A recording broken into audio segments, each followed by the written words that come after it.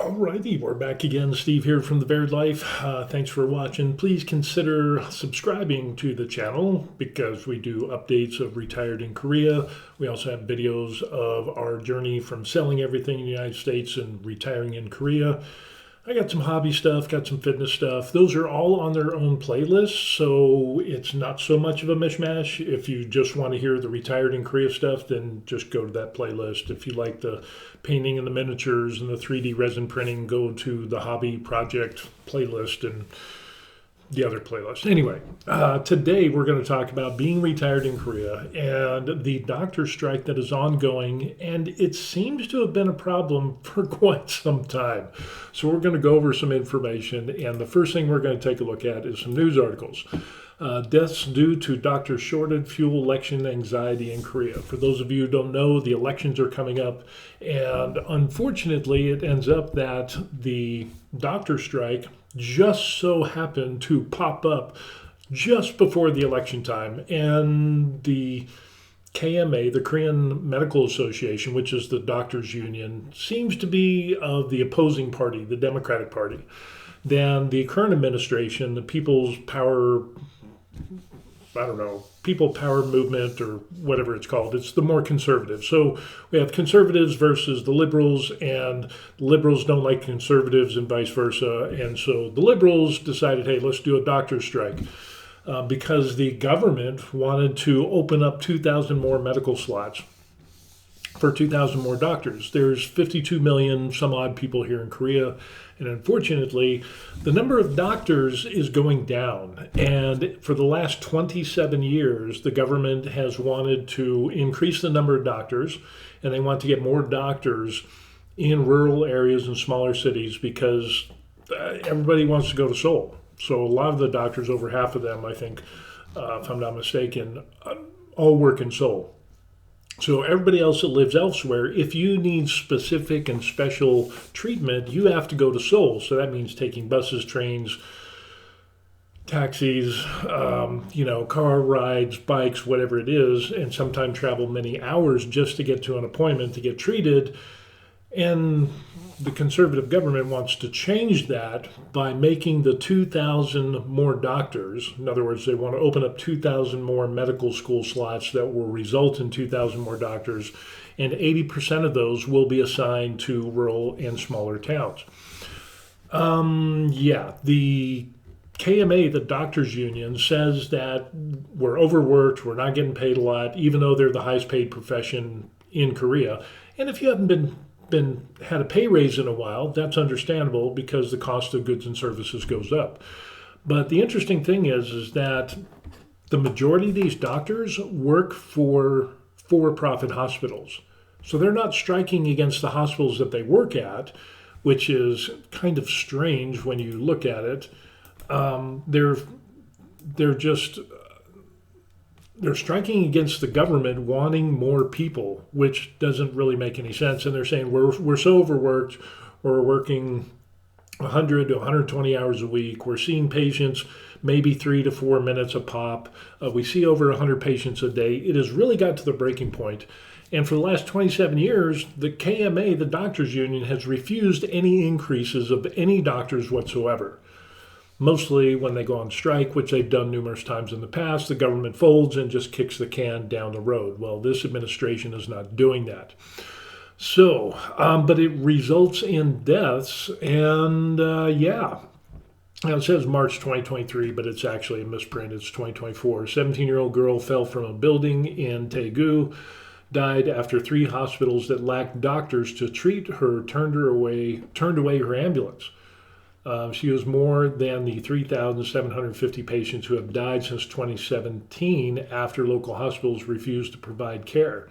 And so this seems to be an ongoing problem of not enough doctors to treat the population that they have. Now, I will say, as a disclaimer, I'm retired here in Korea. We've been here just over a year. I've gotten medical care. I've gotten surgeries. I had eye surgery for detached retina, retinal tears, and cataract. Some of the best care that I've ever gotten has been here in Korea, and that was at Samsung Medical Center.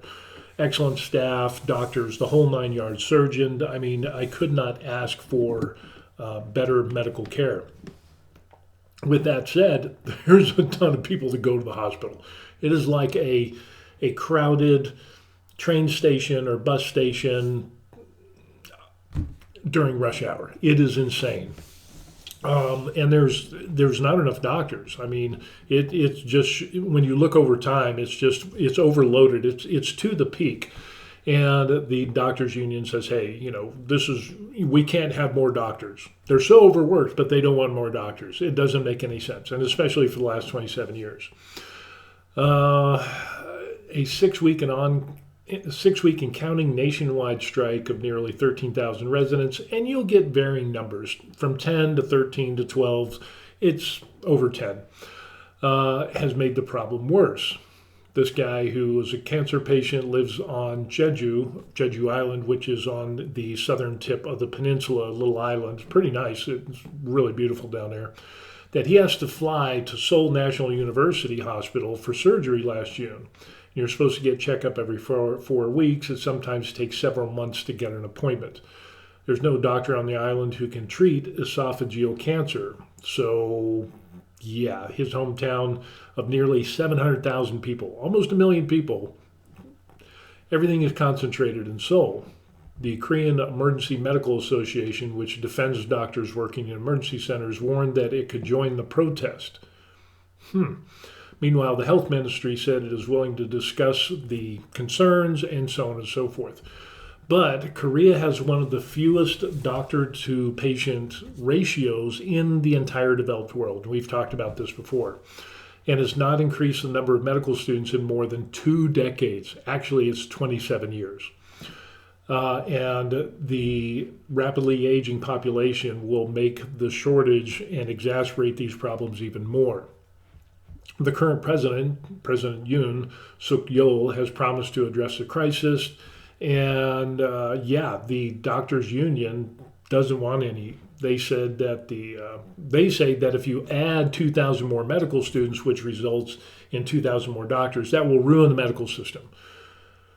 I don't know how, because there's 100 teaching hospitals, you have 2,000 students, you do the math, and maybe you'll get 1 or 2 doctors per department. Probably maybe 1 doctor per department in these 100 teaching hospitals. So I don't know how the doctors union is or the logic that is going on of adding 1 doctor per department maybe will destroy the medical system. They did say it would make it too competitive amongst doctors. Said it would affect their pay and it would lower the prestige and the status of the titled doctor, and that's not good either. Yeah, the spokesman for the liberal doctors union actually said that. With 20% of the aging population, and it's getting worse, needing more appointments. Anyway, they say that the salary of doctors in some critical fields covered by the country's national health insurance system is much lower than that of outside specialists. Now we're talking about cosmetic and aesthetic procedures. So the doctors union is saying, well, we got too many people doing, that the allure of cosmetic surgery and making tons of money, $300,000-$400,000 or more, and everybody goes to Seoul to do that. That's why we have the shortage. And it's like, no, because really, if you have a shortage of like pediatricians, emergency doctors, so on and so forth, then open that up and then only accept people at a higher percentage that want to do those jobs. You should probably also have some type of financial bonus or incentive to get those people to work in those areas and work in cities other than Seoul. But the doctor's shortage is just kind of crazy. Cosmetic surgery has taken hold. Medical tourism is huge here. More than 8 million foreign tourists arrived between 2009 and 2022 for the beauty industry. Botox for $6 per injection and laser skin tightening, while essential fields, including pediatrics, has been severely affected. Only 53 residents applied to fill 205 pediatric positions this year, and only 8 were outside of Seoul and its surrounding areas. For pediatric surgery, 2 doctors in training applied for positions outside of the Seoul metropolitan area. And this is kind of a cultural thing. Everybody in Korea, for some reason, wants to go to Seoul. Seoul is the epitome of success, and that's where everything happens. Of course, everything's super expensive up in Seoul too, so I just don't get it. Let's see, it ends up in June 2023. Korean Pediatric Society held a conference, Getting Out of Pediatrics, focused on learning about other disciplines, including cosmetic surgery. Seminar was held at the urging of members who said this country's ultra-low birth rate made it difficult to run pediatric clinics.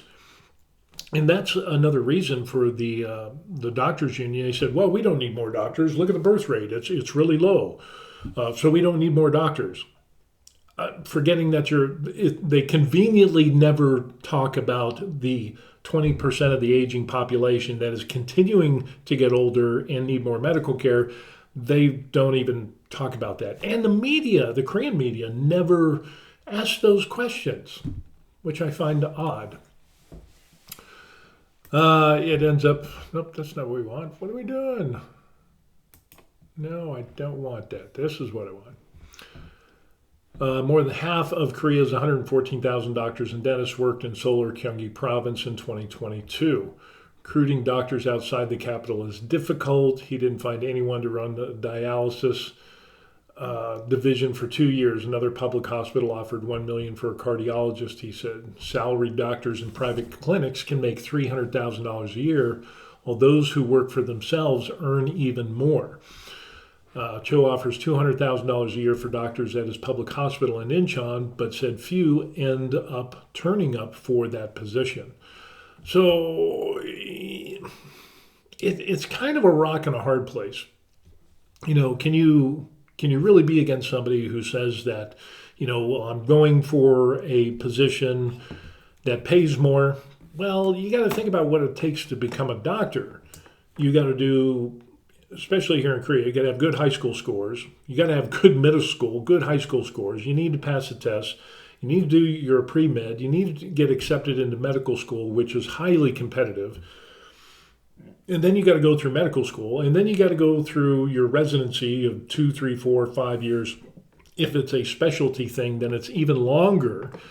And so you're looking at over a decade of education and training. You should, and that requires student loans for the most part that you have to pay back.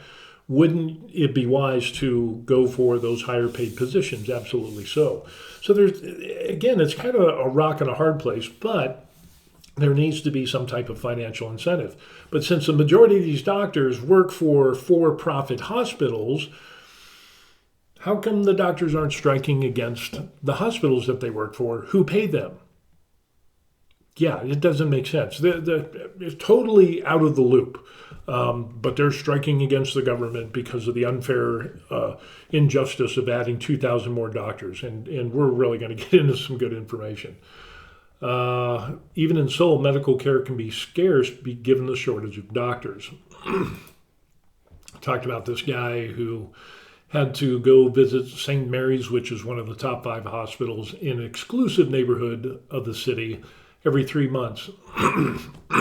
Excuse me.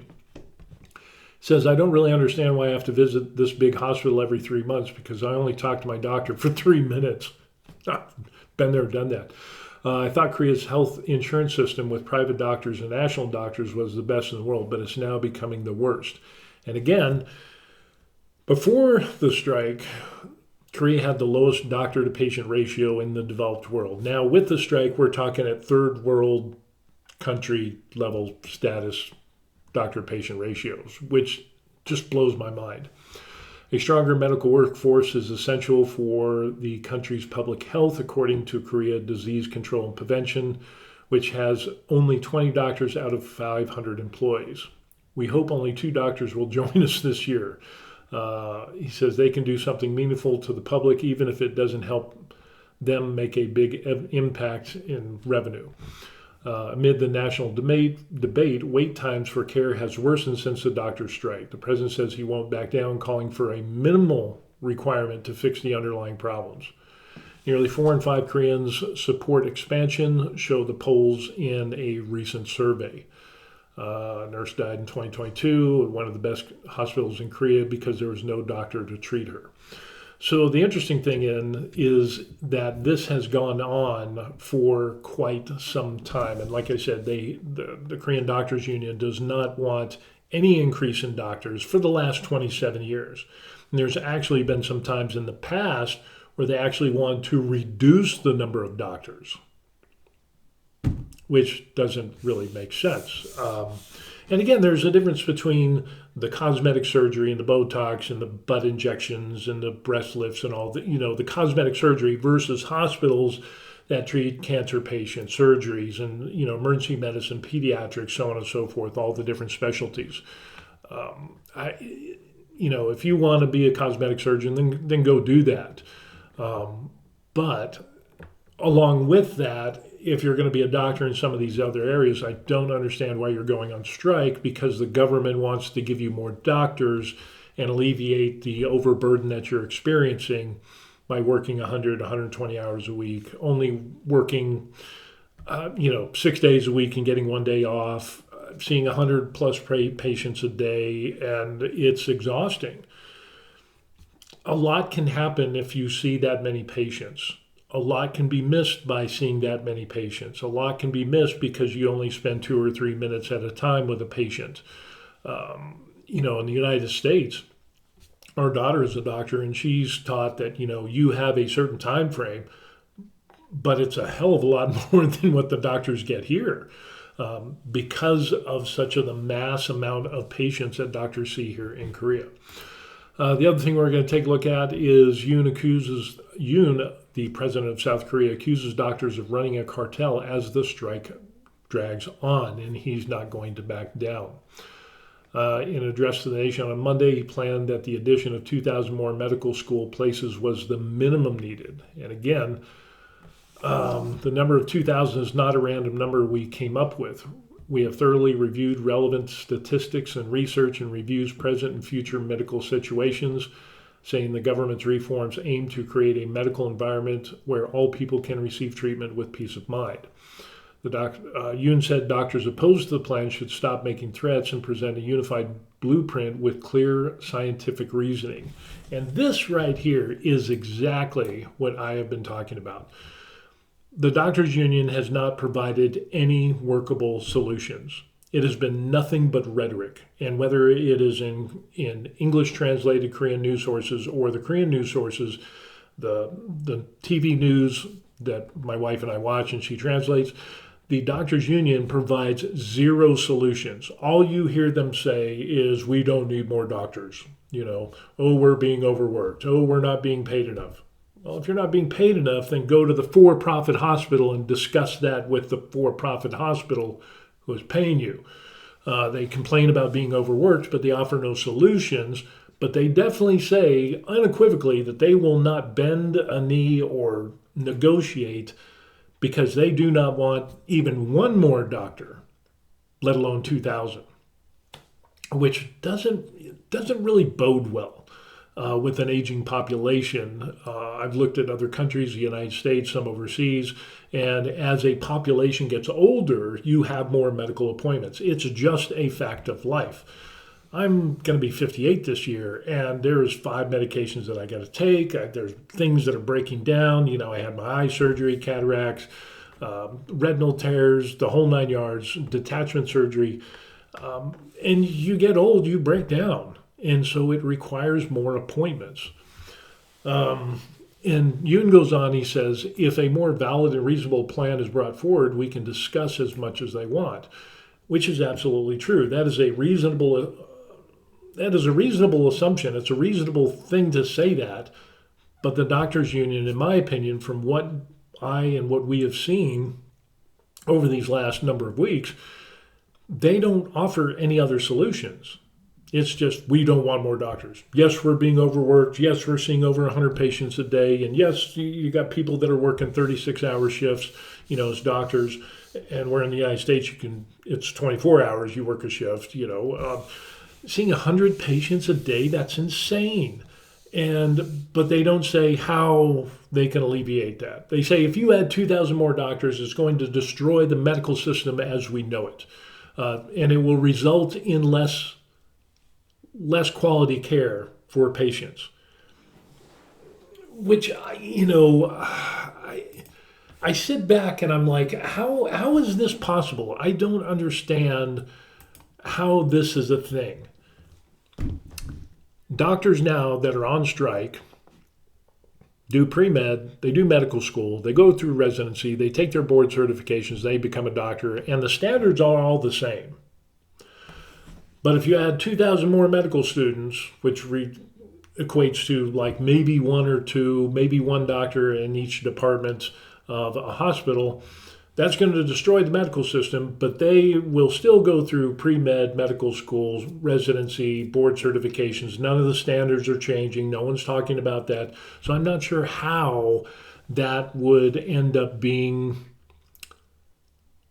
less quality care for patients. That just doesn't make any sense to me. They've been on strike since early February, forcing hospitals to cancel treatments and surgeries. So Korea has $2.6 doctors per 1,000 people in 2022, which is the lowest which is well below, and it's actually the lowest. I saw one graphic that talked about all the developed nations in the world, and unfortunately, there's two other slots below them, and it was Turkey and Mexico. Trainee doctors argue that the medical system is not equipped to handle such a steep increase in new recruits that medical services will suffer as a result. How is this even possible? You're telling me a department with one extra doctor, maybe two at best, out of the 100 teaching hospitals that are for profit,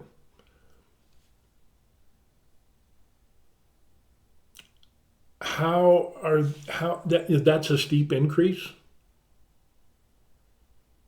Medical services will suffer? I don't know. In the United States, our daughter is a doctor, and she went through residency and all that stuff, and unfortunately, it is a hard time. But ask any resident doctor what would happen if they had one more resident doctor in their section, in their rotation, or in the department that they're at. Would that be a good thing or a bad thing? And every single time over the years, it's nothing but yes, we would love to have more, because then we could, the overburden and the overwork that they see in the United States would be lessened a little bit, and it would be greatly appreciated to have an extra doctor, an extra resident doctor, or two residents. That would be awesome. And unfortunately, because you operate at the minimal amount of doctors, if a doctor gets sick or if a doctor has an accident and they can't work or, have other problems go on, those other doctors need to pick up the slack. So, one or two extra doctors would actually make scheduling a lot easier. And again, it would disperse the overwork that they have. So, here in Korea, it's just like, I don't understand how they can say this. He says that's President Yoon, he's going to talk with the doctors, and the first meeting since more than 90% of the country's 13,000 trainee doctors walked off the job. Now, another interesting point here is that these resident doctors have missed so much time that now they have to redo that year of residency. There's a timetable that you have to meet, and there's certain things that you have to do and check the block and learn and, pass tests and the whole 9 yards to be able to continue on your next year of residency. Well, they've been on strike so long, they have to redo this year of residency, do it all over again. It's not just do the part that they missed while on strike. They have to redo everything. So, I just don't get it. And here it talks about how Yoon defended his recruitment of 2,000 more medical students from the current cap of 3,058. That's the cap, which is weird. I'm not sure why you would have a cap, but the liberal side of the KMA and the doctors union, they're liberals and Democrats, from what I see at the most part, is they like that cap. They've actually called for less doctors. So I don't understand the logical reasoning behind that, because there is no logic in it from what I see as an outsider. Yoon met with Park Dan, head of emergency committee for the Korean Intern Resident Association, for more than 2 hours. The president said he would respect the position of the trainee doctors in the event of the talks and all of those things. It didn't say whether the government's planned any immediate talks, whether Yoon's comments would mean he's willing to lower the size of his proposed medical admission increase. The strikers have earlier demanded the government withdraw any increase. The doctors' union says we will not accept any increase whatsoever. That is the sword that they're willing to fall upon. And Park wrote that there is no future for the medical service in the Republic of Korea without elaborating. Repeated calls to Park went unanswered. And again, you're overworked, and yet you don't want any more doctors. But there's no future in the medical service in the Republic of Korea, but never offers a solution to counter that, a workable solution. I've never seen any workable solutions. They never mention anything. It's just the same rhetoric. So let's see what's some other stuff here. Yoon has faced calls from many, including his own Conservative Party, to make concessions as the party's candidates face an uphill battle against their liberal rivals ahead of the April 10th parliamentary elections, which is tomorrow. So hopefully all this craziness will go away. Kind of seems this is kind of a political thing, and when these strikes happen is usually during political re-election or elections. Striking doctors could face suspensions. It's crazy. It is absolutely crazy. And you can see there's other articles that you can read here on asai.com, which is a Japanese news source. But it's really interesting that most of these articles come from Korean sources and they're posted on other places around the world. So, I just don't get it. And here's another thing we want to take a look at here that was sent in by a gentleman that I know that I highly respect. He sent this through X, and I got a copy of this. South Korea's shrinking supply of doctors. And in 2010, which is indicated in black, and versus 2021, and you can see in Korea has 8.13 per 1,000. Or 100,000 of the population, and then in 2021 it is 7.26. So we're already seeing a decrease in the number of doctors just through normal attrition. So it's not even keeping up with where they were in 2010. A number of doctors retiring, quitting, dying, whatever it is, they get out of practice. That seems to be problematic. And we can see other countries, UK's having a tough time. Japan, we see is actually going in the right direction because they also have an aging population and they're addressing it and fixing their problem by adding more doctors. What are the odds? France, good Lord. 2021, they got a lot more doctors. They've really been working that hard. So anyway, that's what we end up seeing is the number of doctors here in Korea, and unfortunately, it's not a good thing. There's reports of people not getting cancer treatments, people not getting life-saving surgeries, people not getting surgeries that aren't life-saving, but they're quality of life, like chronic pain and so on and so forth. People are being turned away. People are being kicked out of hospitals because there's no doctors to treat them. So go find someplace else. The people who are paying the brunt of this are the Korean people themselves, the everyday working people, the people like me and my wife, people who live in Korea. They're not being able to get the treatment that they need because of this doctor strike. And the doctors union just seems to be way out in left field. They offer no solutions. They complain about overwork and pay, but they work for for-profit hospitals, but they're not striking against the hospital. In previous videos, I talked about how the Korean for-profit hospitals that they work at losing $600,000-$700,000 a day. There's the group of hospitals have lost millions and millions of dollars, and it's getting worse. So if you're not getting paid enough, strike against the hospital, the for-profit hospital that you work for, not against the Korean people as a whole. And again, the whole Hippocratic Oath thing of putting the patient first, apparently that oath doesn't mean anything to these resident doctors. I've also talked about the hypocrisy that I see with the, let me see if we get this in there, that I see with the doctors' union. The senior doctors who are in charge of the union, and they also work in hospitals and they supervise resident doctors, they didn't go on strike. They didn't stop working, but they recently just cut their hours down to 52 hours a week and they don't have anybody to supervise. So they're still getting a paycheck.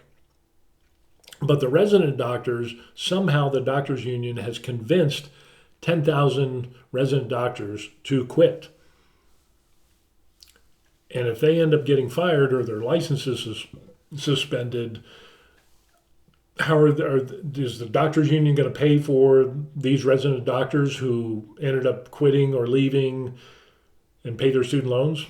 No. Is the doctors union paying for the residents who are on strike, paying their bills, like their rent, the food, the car, the gas, all of that stuff? Absolutely not. So it's really weird, the hypocrisy that we end up seeing here. And I just find it interesting that the higher ups on the doctors union, they're not striking, they're just reducing their hours, which you would anyway, because the for-profit hospital is paying you. And so they're probably dictating and saying, well, why am I going to pay you all the money if there's no people for you to supervise? You're going to work at a reduced capacity and you'll get paid based on that. But the resident doctors, I am just amazed that these people are not looking at the long game, that they are going on strike and in solidarity with their brothers and sisters. No, there is no solidarity. The seniors on the doctors union and the professors that are saying that they're going to go on strike, which the professors are senior doctors that also work in medical schools, are going to go and reduce their number of hours. It's just mind-boggling. It doesn't make sense. If I was a resident doctor, yes, you're getting crappy pay. You're only getting paid $3,000 a month until you get certified and your residency is over with. And if you haven't had a pay raise in a while, then again, that should be increased. But again, you should be taking that up with the for-profit hospital that you're working for, not against the government and the Korean people and holding them hostage and not giving care to the Korean people, which you swore to do in your Hippocratic Oath, putting the patient's life and their lives as a priority one. It's just this weird dynamic, and I haven't seen this anywhere else in the world, unfortunately. In the medical care is great, that is, but they've gotten to the point of where you have such a huge amount of workload that it's getting to the breaking point, and it's only going to result in more appointments as the aging population continues to get older. I do think there needs to be some intervention somehow of giving some incentive for doctors or for people to become doctors in smaller towns and cities and so on and so forth. So will it be a government subsidized thing? I don't know. The government ended up saying, that we're going to suspend licenses. To my knowledge right now, they've only suspended a small number of licenses, and those were the senior doctors that are running this union and the spokespeople or whatever, the higher level people, they've suspended their licenses, but they've kind of said that they're getting the paperwork ready to suspend the licenses of resident doctors. So it's kind of like a playing poker and throwing a bluff, and are you going to call the bluff or not? So we're kind of in that world of ball's in my court, well, now it's in your court, and it's going back and forth. But really, as somebody who is outside looking in, but yet living here and experiencing this, yeah, I just don't get it. And it even reaches so far into the medical schools. The doctors' unions convinced medical school students to stop going to medical school and to turn in and say, hey, I'm not going because I'm in solidarity with my brothers and sisters, blah, blah, blah. And now the medical schools are having a financial hardship because they're not getting paid because like 46% of them decide not to go to school anymore. But they still got to pay their student loans.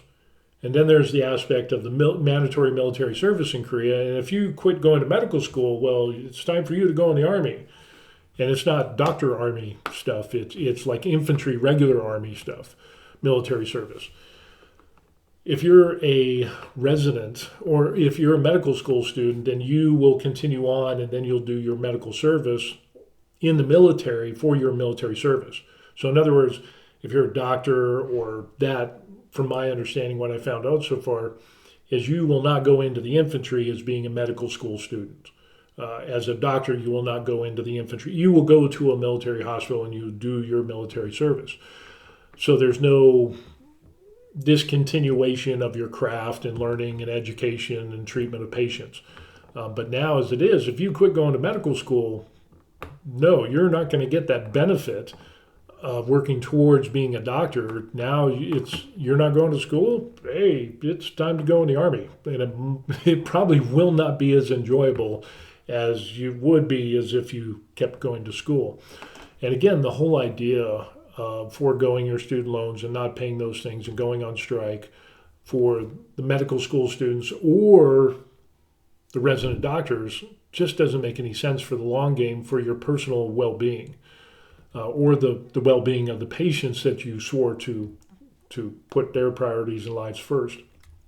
The other interesting thing that came up recently, my wife was telling about from the news, is that the medical schools are now, medical school students have been gone for such amount of time that they're going to get a failing grade. It's not going to be just like, oh, you went on vacation and blah, blah, blah. No, it's if you stay out any longer, you're going to get a failing grade. And so now, how do you deal with that? Now you have to take over that block. Maybe you have to redo that year of medical school because of this strike. And it doesn't make any sense. I just don't get it. I just don't see the logic. I don't see the common sense. I haven't heard anything from the doctors union and the spokespeople that are advocating and promoting this strike and saying they will not take any more resident doctors at all. I just don't see the logic behind it. I don't see the common sense. They never offer any other solutions, and this is where we're at. So considering that today's Tuesday, the 9th here in Korea, but tomorrow will be the 10th, and that's the election day. And Lord, I hope that this ends. I really do hope they get more doctors. That should be something that's addressed. Now, the doctors union, they've said, well, if you want more doctors, that's going to increase the cost of goods and services and the treatment. It'll raise the price of insurance. And it's like, well, yeah, duh. But that's the nature of the beast. And socialized medicine is not an answer. Of course, they don't advocate socialized medicine either. So it's not like it's one or the other. It's just they just don't offer any workable solutions. It's just, we don't need doctors. We don't want more doctors. It'd be too competitive in the field for doctors. Actually, competition is a good thing because it spurs people to be better, so that you can be a better doctor. So operating in this void without competition, and we're not even talking about lowering standards at all. They just say if you add more doctors, that will add more competition. It doesn't make any sense. So that's what we got going on here in Korea. Retiring overseas, yes, we enjoy it. Some people say, oh, you're going to regret retiring overseas in Korea or at all. And absolutely not. Because if I didn't retire overseas, I would still be in the United States working, ever increasing expenses at huge amounts versus here in Korea with the small amounts. I don't regret it. With that being said, this is a concern to me and my wife. We've been here over a year. We enjoy it. Hopefully we're not going to get sick or need any major medical attention. If we do, we might have to, if we can't get treatment here, and depending on how long the strike goes on, we might have to go somewhere else. We might have to go to another country, which we have the opportunity to do and the funds to do it. Not that we would want to. I mean, you save those nickels and dimes for retirement, and having to do something and pay for something that you shouldn't have to, as a trip to a foreign country to get treated, you do what you got to do. But yeah, you should always have a plan B, and maybe that's Thailand, maybe that's Philippines, maybe it's some other country where they have more doctors, but that's a concern that you need to look at. But in the grand scheme of things, would I rather be in the States still working and have to work till I'm almost 70 and then retire versus retiring at the early age that I did at 53, 54 years old, and I'm going to be 58 this year? I don't regret it at all. So, and with the recession around the world, prices of goods and services has gone up over time. But let's talk about that. Let's talk about the expenses. And I've actually talked about this before. Let me see if I can bring that up. Let's look at, no, we want to close that out. Don't want to save that. And open up Korean expenses. And let's do this. Let's talk about expenses for a little bit. And here we can end up seeing, let me see, is that coming right? No, a little bit more. A little bit more. I think that's good. Well, a little bit more. A little bit more. Okay, I think that's good enough. And then let's go ahead and put a camera on me. Yeah, so these are the expenses that we had in Colorado. As you can see, we have rent and mortgage was $850. That was our mortgage payment. But you might say, wow, that's a small amount of mortgage payment that we had. And it is, but we put a large amount of money as a down payment, which brought that down. So for the house that we had, if you didn't have the large down payment that we put down, you're looking $1,200, $1,500, $2,000. Actually, probably be around $2,000. Electricity was $125 a month. Sewer, trash, internet, gas, heat, property taxes, $140 a month. So that was our monthly expenses. And every year it kept going up. Like our property tax would go up about $100 every single year. So you start doing the math and you're like, okay, electricity goes up, gas, water, sewer, internet goes up. I think the internet is actually up to $75 or $85 now compared to what it was back then. But if we look at Korea, the small one-bedroom apartment that we were renting was $490 a month. And the electricity, water, sewer, trash, internet was $130. Gas and heat was $24. Property tax was $0 because we were renting, but it came out to $12 a month. So $645 a month. So, $1,330 versus $645 for the Barney Basics. Yeah. Rent versus expenses. Again, we can see kind of the differences there. There's a $685 difference of savings. Let's take a look. What was another one we had? In our current apartment that we're in now, our property tax is $20 a month versus what it was in the United States. Yeah, we're saving a lot.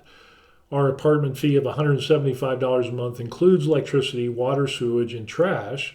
And the water and sewer comes out to about $10, electricity $37. We pay a separate bill for gas and heat. Our internet and 250 channels of cable TV is $30 a month. And we got high-speed internet. We have our 2 cell phones, which are paid for. But for both of those, $80 a month for unlimited text and talk. Water filter is $9 a month. So, yeah, the expenses here in Korea is absolutely doable versus what we saw in the United States. And it's a huge savings. So again, if you throw in the rent or the housing, which is $2,000, which is kind of the mortgage or the rent for the place that we had, that's a decent price. Property tax, electricity, heat, water, all of those things versus what we have here in Korea, which this rent of $1,400 a month is actually if we are renting. But we don't even rent because we bought our apartment with cash. So on the difference, the total of Colorado versus total of Korea, take off another $1,400, it's a huge savings that we're experiencing. So, and then other people talked about, well, what about transportation? We've got a car that we bought. It was a 2018 Hyundai Sonata. Insurance, gas is about $35 a tank, or $60 a tank off post, but we have military access, so we get that. But yeah, we're saving a lot of money compared to living in the United States. So when people ask, if you had the choice to retire early at, say, age 54, 55, versus waiting to retire at age 67 and then only having maybe 10 years, 8 years to live, 60s, 70s, you get into 80 and you start getting into that area where people are kicking off, doesn't that seem like a good trade-off? Sure did to us. And I tell you, retiring overseas and not having the stress of working for stupid people, punching the clock and doing all that stuff and being able to retire early, the benefits outweighed the cons for us. Now, for some people, they decide that they don't want to retire overseas at all, that they're going to live and die in the United States, and I totally appreciate that. And that's their decision. I don't look down on anybody that does that.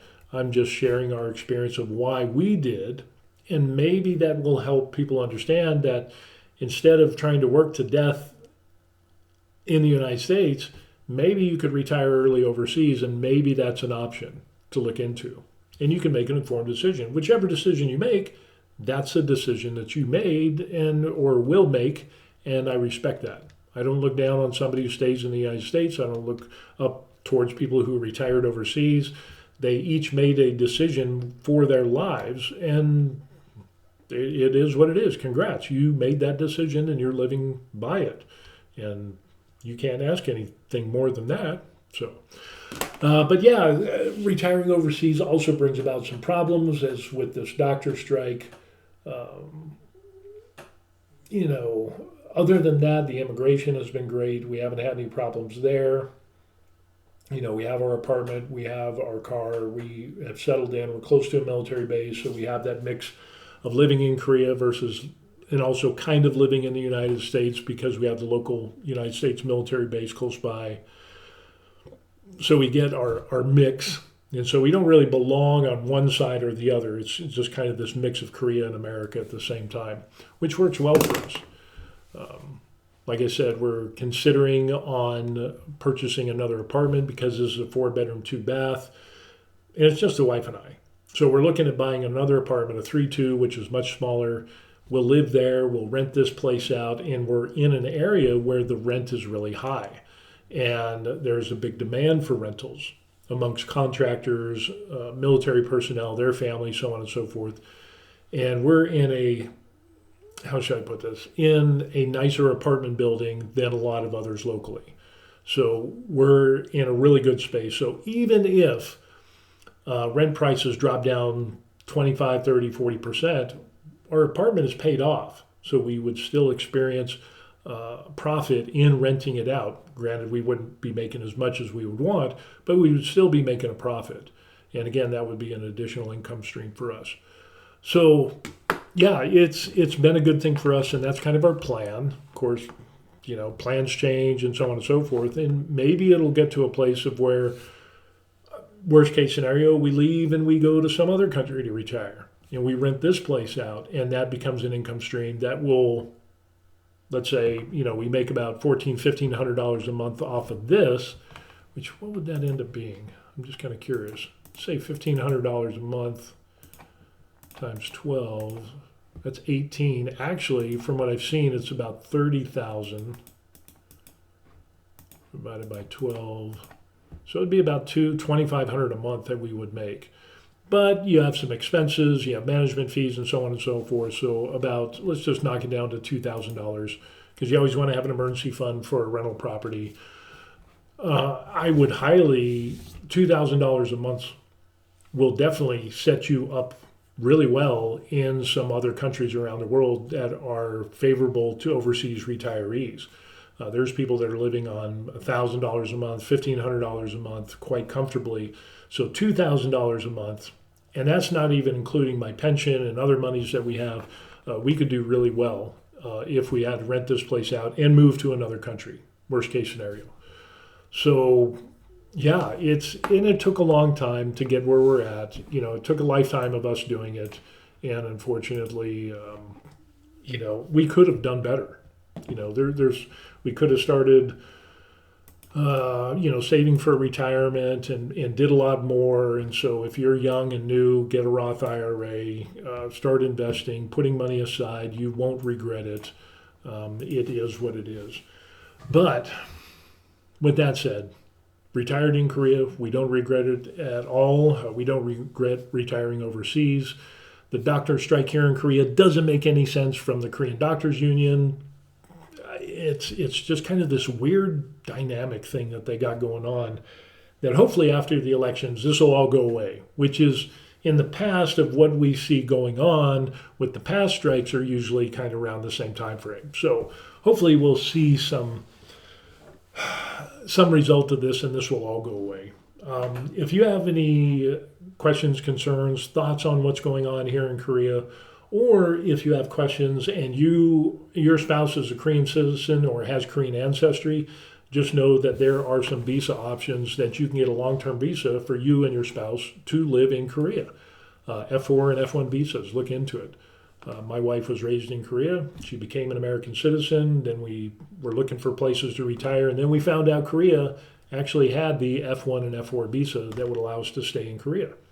So we thought, well, let's go to Korea. Wife still has family here, and it's close to all the different countries that we want to visit. And it just seems like a good fit for us. I don't know. So if you're in that boat, look at the playlist that I have on The Buried Life on YouTube, and you can find kind of our journey. It goes over some information for visas and driver's licenses and our experiences, apartment hunting, and all that stuff. And that has helped out a number of people. So you're free to subscribe to the channel and check that out as well. So anyway, appreciate a like if you liked any part of the video or learned anything new. We would like that. And we'll leave you until the next video. Okay? We'll see you. Peace.